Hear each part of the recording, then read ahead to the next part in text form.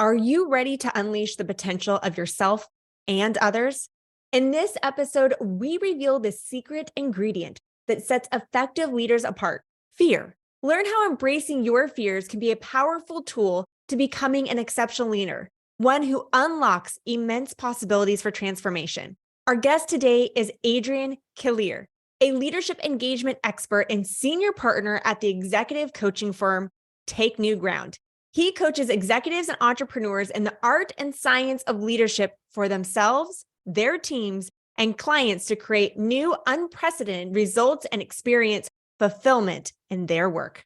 Well, Adrian, I am excited to have you on the podcast today. Before we jumped off, we talked a little bit about your background, which is very diverse. Share with our listeners, where did you start and what led you to do what you're doing now, speaking on leadership?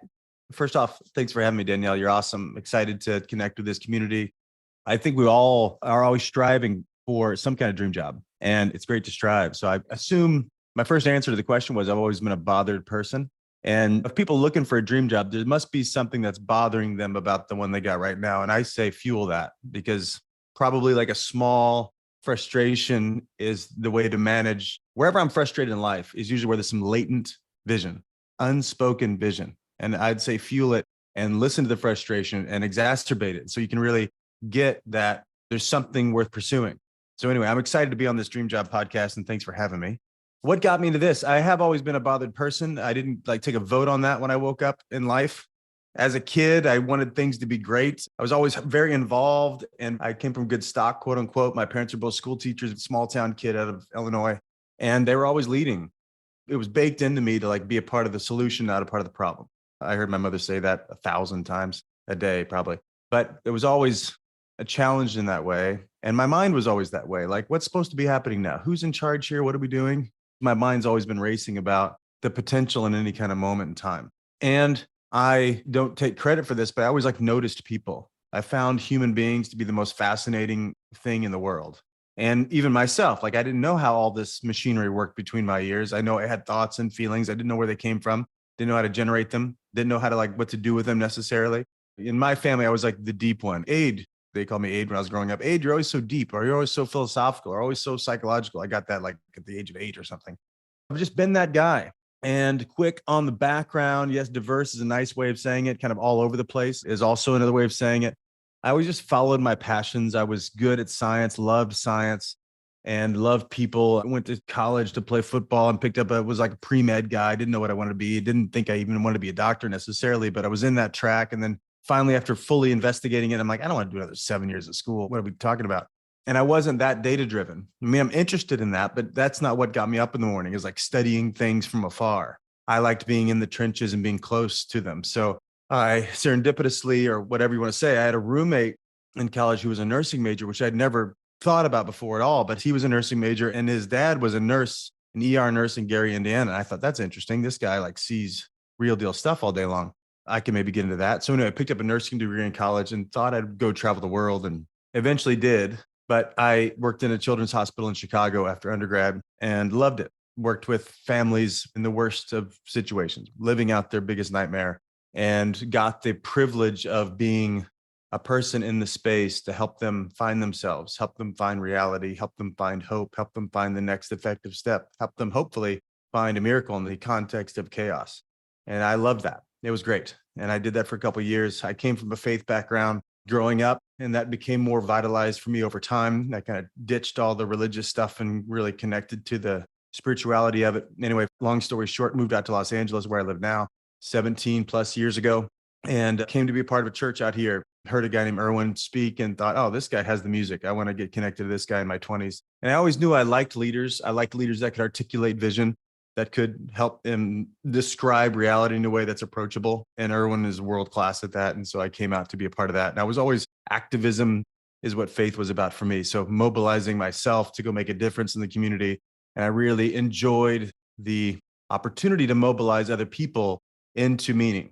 And so I'd build teams. That's fancy code word for I'd build leadership teams and then send them out into the nonprofit world. We had about 3,000 people in the church. So about 2,000 people a year would go out and do something that made a difference for them, made a difference for others. That was usually the pitch, but I knew that the ROI would be for them as well. I'd say to anybody, give me an hour of your week and I will give you what you're talking about at the next dinner party. It's going to be the biggest highlight of your week. So anyway, we did lots of great stuff. And fast forward, I took teams overseas to do philanthropic type work and disaster relief type stuff. When Haiti was happened, I took a team of doctors down there. When Pakistan was underwater, a doctor and I went to go set up health clinics. And anyway, long story short, through that met a guy who wanted to give a lot of money away. He had his own kind of spiritual process and epiphany. And I was just his friend and the guy that was a guide and a friend to him during that process. He wanted to give a lot of his money away. He asked me to leave the church and set up a foundation for him, which I did. Took him around the world. He ended up caring about giving people a second chance who had really blown it. So we worked in the prison system. Long story short, we worked with lifers. These are all people that had done really heinous crimes when they were younger, and they were probably 40, 45 by the time I met them.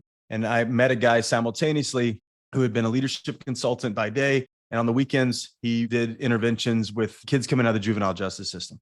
And I hired him immediately because he was very captivating. He's my business partner now. His name's Dan Tacchini. He's like, if Yoda and Mother Teresa and Tony Soprano had a baby, that's Dan Tacchini. He's a unique individual. And I just learned from him. I loved it. And I could see how he could move a person in a second. He could move a room intensely. And I thought that's the type of influence I want, to be able to help people in that way, in a very expedited way. So that was like moving into the transformational leadership space. Did that for a couple of years and loved it. And then what I want to do next, because I love variety, could have done ministry type work, could have done philanthropy type work, could have done lots of different things. Through that process, I'd gone through coaching work and trainings and academies and all that just to get better at being a leader. And I thought, oh, I'll just start coaching people. So that was about 12, 13 years ago. And I just started coaching people and feeling very underqualified to do it. And as it is, when you get started, you have all that I'm a fraud story. Anyway, it's worked. So I've been in this work for that many years and end up coaching a lot of people in big companies. And now we focus on coaching founders of companies and training their teams. And that's how I got into this work. I can see how in each area within your career, it's led to this next step into where you're at today, working with people in the hospital. And that's exactly what you said, because I had shared with you, my babies were NICU babies, and it's that hope. That's all you want, is that there's going to be hope that they're going to make it through. That's right. And then going into philanthropy work, and there's nothing more fulfilling than helping other people in need. Right on. And then, as you're saying, going into transformational leadership. So from your experience in working with CEOs, business owners, and individuals, what do you find to be the secret to transformational leadership, exceptional leadership? What are those key qualities that you see? If I were to connect to what's an essential one, the first one really is honesty. I don't mean like, do they tell the truth, but are they committed to being truthful, which is telling the truth is a component of being truthful.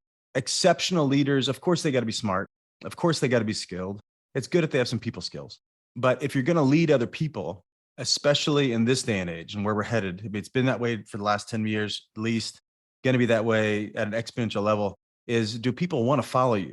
We're no longer in this top-down culture, which we know for sure now. And people question leaders more than ever. And that's not going to go away, which I think is great, because it's actually going to require integrity in leadership. Most of the time when people talk about integrity, they actually mean perfection. Are you honorable all the time? And do you have this impeccable record? I hope that as a species, as a culture, we get over the idea that everybody's got their shit together, because we don't. And we might want to be angels, but we're just a mix. We're angelic and demonic simultaneously. At least I know that for myself. I would agree with you. And we're a mixed bag, and we judge other people by a standard we'd hate to be judged by. And that might be just human. It might be just be normal for us to do that. And maybe we do it so we can aspire or whatever. Are they committed to living a truthful life? Like, are they both really honest about where they're headed? And are they clear as a bell about the future? Great, exceptional leaders better be that. And are they willing to be rigorously honest with current reality about what's happening and what's working and what's not working and what's wanted and needed? That's how we think about it. But also, are they exceptional leaders are really great at paying attention to the people around them?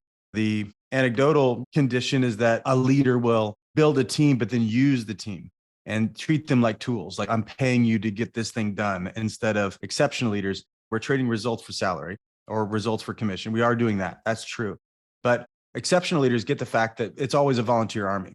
If somebody works for me, they can go work for somebody else immediately. And what's it take to keep somebody, especially keep somebody that's great? They better believe that I become the person I want to become while working here. So exceptional leaders can set that vision for them and really align personal interests of the employee or of their team with corporate interests. And they do that methodically and continuously. And so they know what's going on for someone. They know what their background of concerns are, both in the workplace and at home. Thank God we're moving much more towards like an integrated view of work and life instead of this. We went from not talking about it at all to talking about this work-life balance thing, which is a zero-sum game and a fool's errand. It's work-life integration that's necessary. And if you do it really well, where it's like, I do have a home life that I care about. I'm unapologetic about my commitments to my wife and my kids. And that's real for me. And by the way, you want to put a gun to my head, I'm picking them every time. But also I'm really committed to work. And this is how this looks like. I'm committed to my teammates. I'm committed to these results. I'm committed to this industry or these clients or whatever. And all those are a concert that overlap. And I got to train both sides of that aisle to honor what's needed on both sides. Great leaders get that. And they actually want humans to work with them. And they are vulnerable about their own process and share what's really going on for them and can inspire beyond the challenges, which I'd probably say maybe is the third point, is that they want to see the challenges. They want to see them early. They want to know about them in hypercolor detail. And they've got this grit about them that they want to take on a challenge, like bring it on is how they come into the world. There's an example of exactly what you're saying. I was working with an organization recently, and they took some of their top performers, some of their newer performers, or the newer employees that they brought into the organization, and they brought them into this mastermind group. And they said, we want to know everything, the good, the bad, the ugly. What are the resources that are working? What's not working? What resources do you need? And they sat them in this room for several hours and just let them have at it. There was sticky notes all over the walls. And then what they did is the next day, so that evening, the executive leadership team came together, wrote down all of the notes, and then the next day presented to them and said, okay, we've heard you, we're listening, we acknowledge the pitfalls, and this is what we're going to do about it. So they even said, they took 3 different kind of whiteboards on the stage and they said, here are the challenges that we hear from you that are not working right now. Here's what we're going to do about it, exactly what we're going to do. Here's our plan of action. Here's the resources that you guys say that you need. This is what we're going to create. And this is how we're going to prioritize each of them. And I thought that that was such a powerful exercise of truly listening to what was needed and honestly saying, we agree with you. There are things that are not working. Here's what we see is not working, but we want to hear from your perspective what's not working. And that goes down to honesty, integrity, and being crystal clear of what that future action is going to look like. Right on. That's beautiful. In that scenario, I'd be working with the senior leadership team and I'd say, I wonder why you chose not to notice it up until now. What was more important than asking this? I mean, how long have you known? Because here's the fun part about it. Why people ask me to come in and work with them is that I ask the pain in the ass type questions. You challenge them. Yeah, I'll say, well, so, okay, you learned all these things. How long have you actually known about it and been avoiding it? That's what's curious, because that type of thinking, first off, I applaud the effort. That's for sure. But there'll be another one a year later where I'm curious about the mindset in which, as a leadership team, how do we set ourselves up to not have to wait and have these long drinks of water in the desert? How do we actually flourish the road between now and the next time we do a big check-in? And what weren't we paying attention to that created such a breakdown between leadership and employees? So if you want to have something sustainable, it's like, what was the thinking behind how out of touch we've been? You said it exactly. It's not going to happen once a year. Yeah. It's continuously having these conversations on a consistent basis. And I was just talking with somebody the other day because they're going to be taking on a VP role. And they were talking about some of the challenges. And we were saying, well, would it be beneficial to put together these advisory teams? So on a consistent basis, they meet, they talk about what are the challenges that are going on. They're saying exactly the leadership team, these are our solutions that we're proposing. Here's the resources that we need. And then that team is spearheading that project. Because a lot of times it is, some organizations will see leadership as, here's the leadership, this is what we do, and kind of a dictatorship on, you're going to follow these steps. But reversing it and saying, the people that are on the ground level, the ones that are interacting with the customers on the most consistent basis, the ones that are doing in the day out and day in of what the roles are within there, they know exactly what's needed. They know what resources they want. They know what some of those challenges are. And it's for executive leadership to really be in tune with that and having that constant communication. And as you said, challenge those questions in a very good, healthy way, because it's solution focused. It sounds like we both noticed the same thing too, is that the takeaway from it was, here's what we're going to do as a leadership team. I think the beauty of it is what a great opportunity for those that are like the lower ranking folks to actually solve things and lead up. People who makes the loudest noise ought to be a part of the solution to it. You talk also a lot about fear and leadership. I do. And stepping into leadership role, there can be a lot of fear, especially when you're imposter syndrome and I'm going to be challenging the status quo in particular situations. So what advice would you give to somebody who you're encouraging to push through that fear? Well, first off, fear isn't a problem. And usually fear is an indicator that you're headed in the right direction. You need to change your definition of it. I mean, let me do a little bit on the front end. Fear is wired into us. It's not an accident. We've been around for a long time as a species and been developing. And fear is meant for a specific purpose. It's meant to protect us. That's what it's meant for. And thank God. That's why we don't step into it in front of a bus. That's why we don't jump off a cliff, because we've got fear. And fear tells us that's dangerous.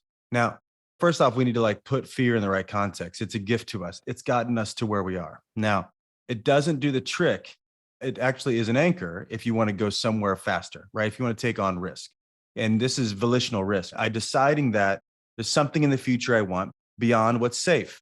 I'm going to leave the known territory and go venture out into the wilderness. And here's what I want to go do. And I'm going to be at stake, right? I'm going to be vulnerable because I'm leaving the known territory, things I think and things I know, and where I'm an expert in the people I know and whatever. If you're doing that, if you're taking a venture like that, fear is coming with you. Let's stop being surprised that I'm scared. Of course, I'm going to be scared. Now, what am I scared of is an important question and for us to get clear about, because I can be scared of the dangers out there, like other people or situations or whatever, but that's not usually where the fear really is. The fear is in more of what I think about myself and my view of myself. Like we've got these 4 major survival needs that we don't get a vote on. This is gravity. We want to look good and we want to feel good and we want to be right and we want to be in control. These are the 4 major survival needs. At least we talk about it that way. And fear comes up when one of those things is threatened, and they're important to integrate. They're just not worth following. Like looking good, feeling good, being right, and being in control. So if you're a control freak, that doesn't work. If you're a dogmatist, that doesn't work. If you're committed to comfort, that doesn't work. And if looking good, like having a self-flattering view of yourself, that also doesn't work in the context of striving and creating something new. If you feel like we've become really fascinated with this imposter syndrome language, and the way I get through that is I realize, I'm an imposter. That's it. If I'm striving to do something new and I've never done it before, of course I'm going to feel like an imposter. I'm actually writing checks I don't know if I can cash. I'm throwing myself at it and I'm believing that I can. I can learn whatever I need to learn. I can resource how I need to resource. I can ask for help. I can courageously take action. I don't know if it's going to work or not. I'm naturally going to feel like an imposter. So just own it. It's okay. There's a distinction between feeling like an imposter and being a fraud. That's different. When I know I'm running a con on myself or other people, that's being a fraud. If I'm striving, I'm going to feel like an imposter. That's an indicator light on your dashboard. It doesn't mean there's trouble. It just means you're right where you ought to be. I think if you feel like an imposter, that means you're striving towards something, and good for you. To get to your question, what to do about that, first is to see it rightfully, to see it in the right way, and then to embrace it. A lot of those indicators that I don't know what I'm talking about, I've never done this before, those are for most hard-charting people. Our problem is that we always need more help than we want. We'd rather do it on our own and be able to have credit for it and look good and all those types of things. If I can realize that, the quicker I ask for help, which can be asking a mentor, finding a mentor, asking somebody that's in the organization that's been there before to help give you information. Obviously, Google things, YouTube things all day long, read 10 books. There's lots of things I need to do to really prepare myself for the next venture. That's part of embracing it. And it's just we call it hugging the cactus. We're going to be insecure all the time. At least I am. I'm a pretty gregarious guy. I'm a pretty ambitious guy. I'm a pretty gutsy guy, but I'm insecure all the time. I wonder if I'm making an impact or not to people that are listening. I'm wondering if I'm being of service or not. And I think that's a good indication. I'm in a self-inquiry around results. Am I generating results or not? I think we just tend to treat ourselves so preciously. If I'm in fear, that means something's wrong. It might mean something's right. What I'm hearing is whenever there is fear, it's because we're willing to take the risk, and understanding that risk comes a lot of uncertainty, comes sometimes a lot of doubt and insecurity. And it's also when we grow the most is in those moments where we step into this discomfort and we really push ourselves into the fear and embrace it, is when we grow the most. And those times where we question, Are we doing the right thing? As you just said, am I making an impact, or are people listening to this? Are they taking something away with it? That is a source of caring. That is a source of wanting to make a difference. If we went into this situation and we were just very flippant, we're going to have a conversation and hopefully it goes well, that we wouldn't care as much. But That's that right. kind of questioning that we have deep within our soul is because we want to make a difference. I think about it, especially anytime I'm about to walk into a training. I do a lot of one-on-one coaching with founders and special people on their leadership teams. And then we'll come in and do these 2-day trainings. And I'm always really nervous. Or if I'm about to walk on stage, I'm always really nervous. And I'm always shocked about how nervous I am initially.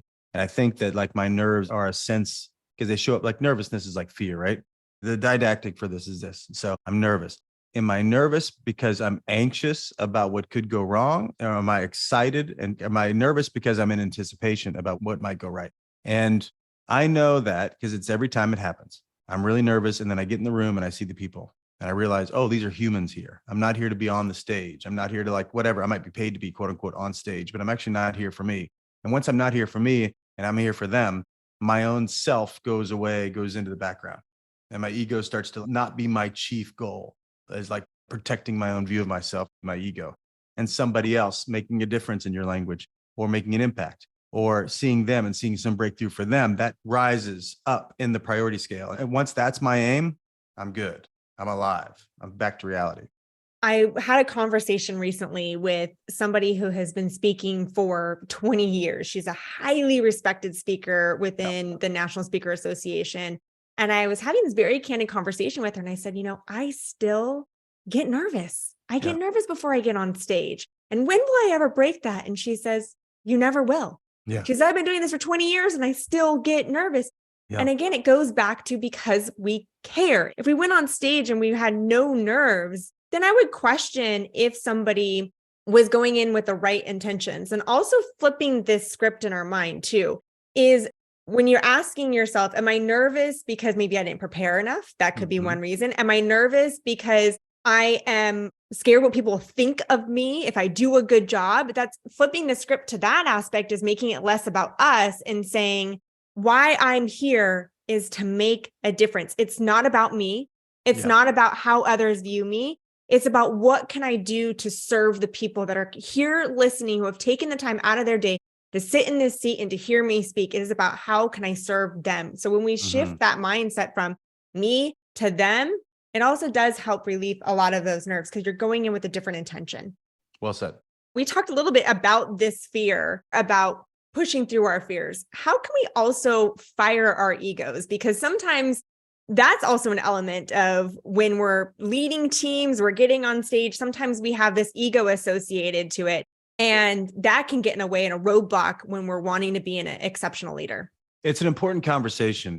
I think people walking around, as we're all just kind of in the midst of life, we're not that connected to what part of my perspective is clouded by commonly called ego today. What is really there to preserve and what's there to protect or what's there to generate. Preservation or protection is usually, it's an ego function. I call it all the time and point it out when I'm meeting people or working with a leader, whatever. It's pointing out where they're playing not to lose. And most of their complaints are about where in their life they're playing not to lose. It's their aim and they don't know it's their aim. They're just trying to make sure they just hit their quota, make sure they don't get fired, make sure they preserve the politics. Kierkegaard had this quote that's troubling. He says, people find a level of despair that's tolerable and call that happiness. So if we're living to preserve ourselves, we're just living this ego-based lifestyle. We might be looking to preserve our reputation, for example. And so we hold back the extra 10% of what we want to say, and we don't say it because it's too risky, or we don't know how they're going to react, or it might jeopardize the relationship or all that. And we might even do it very kind of fake altruistically and say, oh, he couldn't handle that, she couldn't handle that, so I'm going to hold back that feedback, which is actually for me instead of for them. Because I don't know, it's so condescending to say like, oh, she's having a tough day, so I can't be honest, or he's going through whatever. And not that stuff's not true. And there's certain moments in time where we're not conscious of that. But on a regular basis, if we don't think people can handle it, it's our own superiority complex. Firing my ego is actually, first off, I need to identify it. Like, what is it? What about the way I'm looking at a situation is about me and my own self-preservation, the way I want people to see me, or the way really I want to see myself. And what's about preservation? versus being willing to be used for something. I want to be fully, the word I'd really use is like utilized. I want my skills and my talents to be fully utilized. I want to die all spent because we have this natural fear of death as humans. We naturally want to preserve ourselves from that, but we bring that into our daily life where it's like anything that feels like failure seems like death to us. Not to get too morbid on this conversation, but it's like it really happens like that, I think. I don't want to risk it. I don't want to fail. I don't want to be that vulnerable because I'm going to die to myself. And I don't know if I can pull myself back together. And people that have suffered really well in life and have really blown it are the ones I think are textured human beings and like can integrate their failures in such a way that it's like, at least I think about it that way. Like I don't want to look for safety. That's why I think the whole psychological safety thing is dangerous.